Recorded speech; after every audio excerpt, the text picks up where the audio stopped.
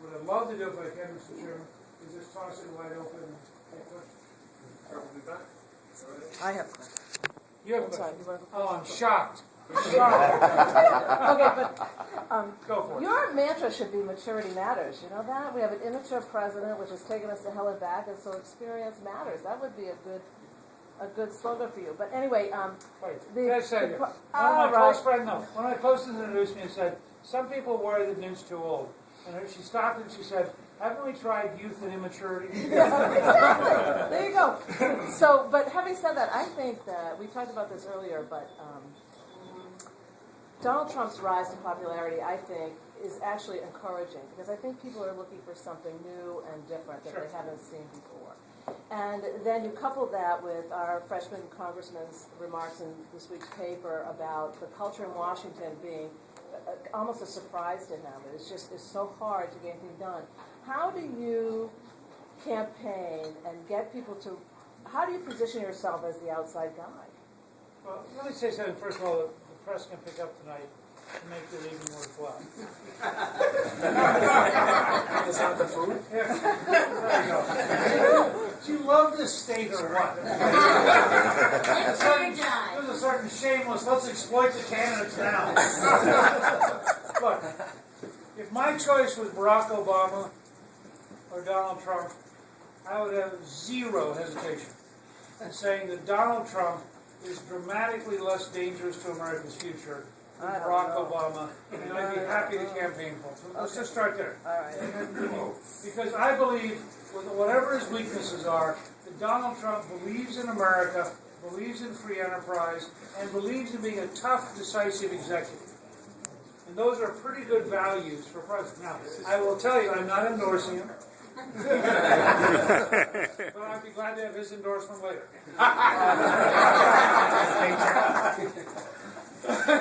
And his check.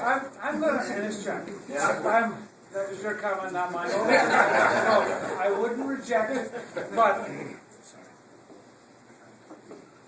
I've been a naive idealist for my entire life. My grandmother raised me that way. My dad served in the Army for 27 years in the infantry. And you either believe in America or you don't do certain things. I ran for Congress in the middle of Watergate and lost. I ran in Congress with Jimmy Carter at the head of the Democratic ticket in Georgia and lost. I came back and won it the third time. I helped head up the effort to become a majority, and we lost for 7 consecutive elections. Actually, when you count my first 2 years in Congress, a total of 16 years. And we won. I believe the American people, in the end, after they get done, because the American people know this isn't American Idol. This isn't The Apprentice. This is 2 fundamental questions. One, can the person in September, October, stand on the same platform with Barack Obama, represent our values, and win the debate? 2, if they win, can they govern with such success that we will in fact be able to fundamentally create a new center-right governing majority that puts America on the right track? Now, I believe after all the fluff and after all the excitement, we're going to get down to those 2 questions. And that's why I'm reasonably confident, having led the 1994 campaign, helped create the first majority in 40 years in the House, the first re-elected majority in 68 years, the first 4 years of balanced budget in a generation, welfare reform, the largest entitlement reform in our lifetime, economic growth through tax cuts that led us to from 5.6% down to less than 4% unemployment. When we get down to the real decision, after all the fluff, I'm actually fairly confident that we have a very high likelihood of winning the nomination. But it's based on the idea that in the end, the American people care about their children, they care about their country, and the presidency isn't a decision. I mean, if I was running for city council or school board or state senator or Congress or Senate, it's a different question. Because you can say, well, nice guy, but I'd rather have somebody who's doing something else. The presidency is a moment of saying, okay, when it really, really matters, who do I trust to stand there and get it done? And that's the heart of why I'm confident. I'm actually very calmly confident. I think the odds are very high that we will win the nomination and we'll win the general election. And I say that, I hope we'll be able to make a decision and be in the race by early May. And in that context, it's not, people got to decide. And I'm also very happy to say, it's up to the American people. This isn't my decision. It's my decision to offer. It's the American people's decision to decide whether or not to accept. All right, then what is your tax policy? Oh, my tax policy goes straight. Make the current tax code permanent to get rid of the danger of going off the cliff in January 13, which, by the way, will lead to an investment stall about June of 12. Second, you need 4 tax cuts in order to compete with China. You want to go to the Chinese capital gains rate, which is 0. You want to go to 100% expensing for all new equipment, so you write it off in 1 year. So American workers are the best equipped, most modern equipment in the world. You want to go to the Irish capital corporate tax rate, which is 12.5%, which will actually increase the amount of money you get from General Electric, because at the current tax rate, I know. That's right. current tax rate, General Electric gets 375 lawyers. Yeah. The largest tax law firm in the world is General Electric, and they pay 0 in taxes. Yeah. Well, if I get it down to 12.5%, they'll fire half the lawyers and pay their taxes. It would be good for America, good for competition. Lastly, permanently eliminate the death tax. It is an immoral, culturally destructive tax. I want businesses owned by families to focus on job creation and employment and growth, not to focus on avoiding the tax code. Those 4 changes. I'd repeal Sarbanes-Oxley. I'd modernize the Food and Drug Administration.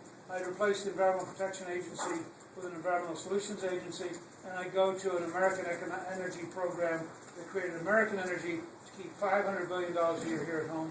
You do those things, we'll get down to 4% unemployment, which is the largest step towards a balanced budget you can make.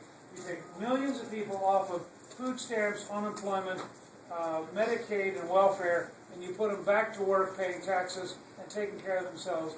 Biggest single step you can take towards a balanced budget. Yes, sir. What's the single biggest thing that you'll do to sell your vision to the American people to get more of them on the Republican side and get us the presidency? Biggest thing I would do is be totally honest, listen carefully, and answer questions in a way that people believe that I'm actually trying to understand what their life is like and what they're doing. A Republican Party, which is prepared to go to every neighborhood and to every home in America, and to offer a better future. When you have 45% black teenage unemployment, which is January's number, Republicans have to have the courage to go into every neighborhood in America and offer a better future. And I'm prepared to say, if you'd rather have your children have a paycheck than a food stamp, let's talk. And I believe in almost every neighborhood in America, a majority is going to say, I'd like to know what you're talking about. But we have to care about them before we ask them to care about us. Yes, sir.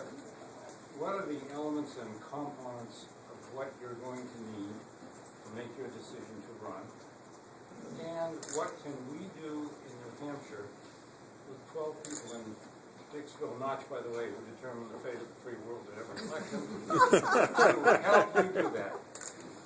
Well, first of all, I hope to take my wife and my grandchildren to Dixville Notch to golf, and I think that'll be a lot of fun. Plus, I'm told you can find lots of newts up there. Look, it's really pretty straightforward.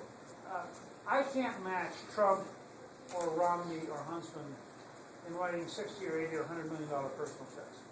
These guys are in a different world. So the number one thing is we have a place called newtexplorer2012.com. We're trying to figure out, can we raise enough money to be competitive?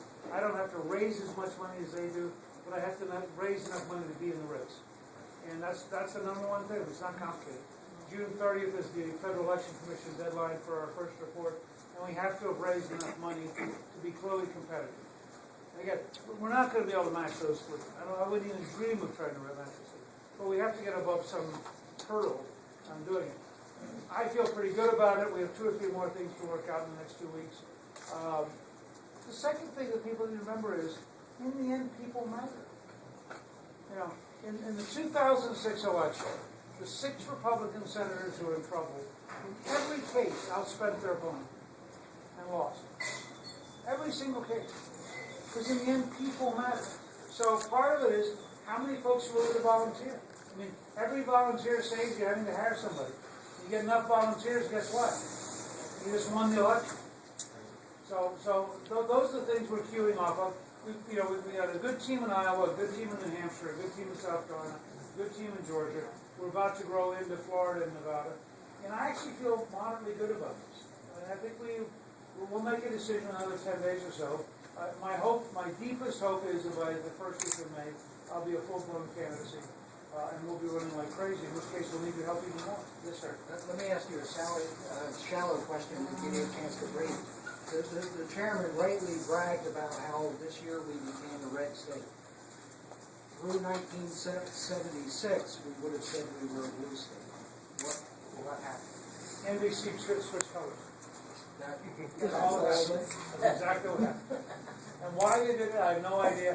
It's a fascinating internal decision on their part. I've always thought that red is calm. Here's the good news and the bad news. The bad news is, I agree with you. Okay? I always thought of red as comments. The good news is, nobody under 40 has a clue what that means. Remember, the Soviet Union is gone. I mean, it's really, truly, I think sometimes we undervalue.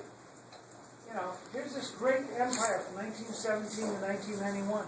It is gone. Yes, sir. Mr. Speaker, you mentioned earlier about borrowing from the Chinese. Where are we on Afghanistan? Are we borrowing against my kid's future to win a war in Afghanistan that I can't figure out why we're there anymore? I mean, I'm a bombs and rockets guy, but Afghanistan seems lost. Look, I'm going to challenge the Congress in both parties to do a deep, thorough review of where we are 10 years after 9/11. I don't think we're winning the war. I don't think we understand the war. I don't think our elites have the moral courage to even talk about the war. And I think we are trapped into mindless activities that have no strategic consequence.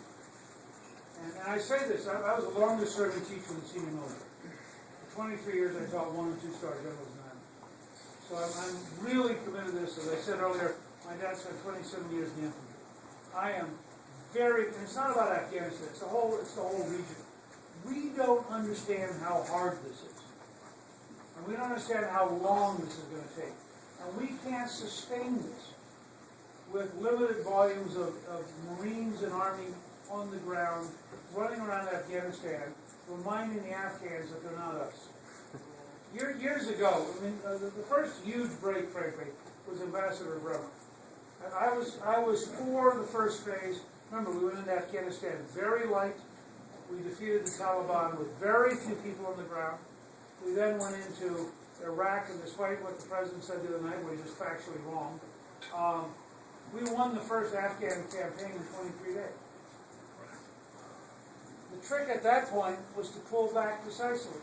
This is not hindsight. I wrote a paper in August of 2002 entitled Operation Switch, in which I said, you've got to go in decisively, take out Saddam, and hire the Iraqi regular army and get out of the cities. Bremer arrived thinking he was MacArthur. And he promptly decided to create an American system. I said to Bill Frist at one point, the Senate Majority Leader from Tennessee, I said, if you had an Arab leader in charge of Tennessee who every week gave a speech in Arabic on national Tennessee television, do you think the average Tennessean would say, thank God we're liberated? I mean, you have to ask yourself, Bremer did this. Bremer gave speeches on television to the Iraqi people. This is crazy. And so I would say to you, we ought to rethink our entire Middle Eastern strategy. We ought to do what is necessary to represent American interests. We ought to, as rapidly as possible, draw down in Afghanistan and rethink what we're doing. Because and we need to fundamentally overhaul our intelligence community. We don't need 1,500 more bureaucrats at the Director of National Intelligence. We need 1,500 more field agents in the field covertly, actually learning what's going on in the real world. Thank you, Speaker. Yes, sir. First of all, I'd like to say, Mr. Speaker, we're living in extraordinary times. This debt that we have is a monster, and it's getting worse. And I personally think that there's very, very few people that are qualified to rise up to the challenge, and I would put you at the top of the list. Thank you. Is that it? One more. Oh, he's done his question. Oh, you have a question? All right. I thought that was great. Okay, That's just my intro. Your second point in terms of the challenges is communicating with the American people. Given the fact that half of them don't pay their taxes, it's a huge problem in this country. How do you propose communicating with those that inevitably are going to lose something in the process? You know, Paul Johnson captured it perfectly. Being in New Hampshire, where live free or die is the state slogan. Paul Johnson, who's a British socialist turned conservative, wrote a wonderful history of the American people for the Oxford History Series. And he said in the 1770s, the American people were the lowest taxed people in history, and they resented every penny. Everyone who goes to work pays a FICA tax from day one. Everyone who buys anything pays a sales tax in most states. Most people who own property pay a property tax in most states. You'll find amazingly few Americans who think government isn't a burden. They pay license taxes in order to drive. They pay car taxes in order to have a car. They pay taxes every time they buy gasoline. They look around every time they're looking. You're correct about income tax. But no, you walk down the street and ask average everyday people in New Hampshire. They ain't going to say, oh gosh, I'm really undertaxed. And so I would say to you, our job is to offer the vision of a better future. Now, yes, it's true, we may have to put America on a diet. So we better sell the bathing suit picture. So they decide the diet's worthwhile. Yes, it's true, we're going to go through some changes. But we have to convince them that after the changes, life will be better. We cannot be the party of austerity and pain and win. This country has never, in American history, voted for austerity and pain. We can be the party that earns a hopeful and better future by doing the right things. Now that means, by the way, saying to young people, you're going to have to do your homework. It means saying to parents, you're going to have to actually be a parent. It can mean saying to the I said to a union member today, I am for any union which is prepared to have meritocracy, prepared to be transparent and accountable, prepared to constantly move towards more productivity. I'm not anti-union. I just want unions that are productive in the world market in the modern sense that we live in. Now, those things are all changing. Remember also, you don't have to get 99.9%. A stable governing majority is 60%. I believe we can find 60% of the American people who answer a simple question. Would you rather that your child has a food stamp or a paycheck? And in every neighborhood in America, I believe we'll get an absolute majority to say, I want my child to have a paycheck. And we have to say to them, our contract with you is that we're going to adopt the kind of policies to give you stable money, real job growth, and a genuine opportunity for your child to live in the most productive society and wealthiest society in the world with a paycheck, not a food stamp. Yes, sir. Would it help? I know we don't have a revenue problem, we've got a spending problem. Right. But would it not help if we could put in a VAT of 5% and call it a Medicare tax? And if Congress did that between now and next year, would you turn it around? I would oppose it legally. Let me tell you what. I've had a weight problem my whole life. I spent my entire life looking for a beer and chocolate ice cream diet to work. You raise taxes and they will spend it. You say to them, figure out how to balance the budget with no excuses, and eventually when you beat enough of them, they'll figure out how to balance the budget with no excuses. I'm in the balance the budget with no excuses wing of this party. I oppose any tax increase. This country is overtaxed, not undertaxed. It is overspent, not underspent. We need to draw the line decisively and then follow the chairman's leadership.